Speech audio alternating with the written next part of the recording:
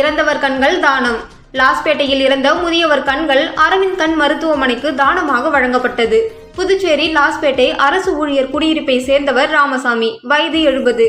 இவர் நேற்று மதியம் 1 மணி அளவில் உடல் நலம் பாதிக்கப்பட்டு இறந்தார். இதையடுத்து அவரது மனைவி செல்வி, மகன்கள் மோகன், ஜெகநாதன், மகள் புவனேஸ்வரி அருண் பிரசாத் மற்றும் குடும்பத்தினர் ராமசாமியின் கண்களை தானம் செய்ய முன்வந்தனர். அதன்படி Indian red cross society Puducherry கிளை நிர்வாக குழு உறுப்பினர் ஐயனார் ஏற்பாட்டில் அரவிந்த் கண் மருத்துவமனை டாக்டர் அபூர்வா தலைமையிலான குழுவினர் இறந்தவரின் கருவிழிகளை தானமாக பெற்றனர். அரவிந்த் கண் மருத்துவமனை குழுவினர் கருவிழிகளை தானம் செய்த குடும்பத்தினர் ஏற்பாடு செய்த Indian red cross society Puducherry கிளை நிர்வாக குழு உறுப்பினர் ஐயனார், ஆயுட்கள உறுப்பினர் கந்தசாமி, ஆறுமுகம், சுகாதார உதவியாளர் ஜவஹர் ஆகியோருக்கு நன்றி தெரிவித்து பாராட்டு சான்றிதழ் வழங்கினர். 4 நபர்களுக்கு பார்வை கிடைக்கும். அந்த பார்வை கிடைக்கும் உதவும் விதமாக தான் ரெட் கிராஸ்ல இருந்து நாங்கள் வந்திருக்கோம்.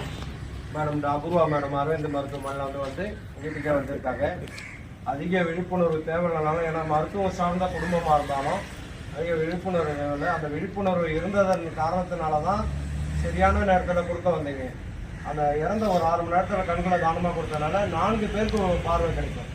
அந்த 4 பேருக்கு பார்வை கொடுத்தது உதவிக்கு நான் சார்ந்த பன்னாட்டு மனித உரிமை சார்பாகவும் ரெட் கிராஸ் சொசைட்டி சார்பாக நன்றி தெரிவிச்சுக்கிறேன். நன்றி.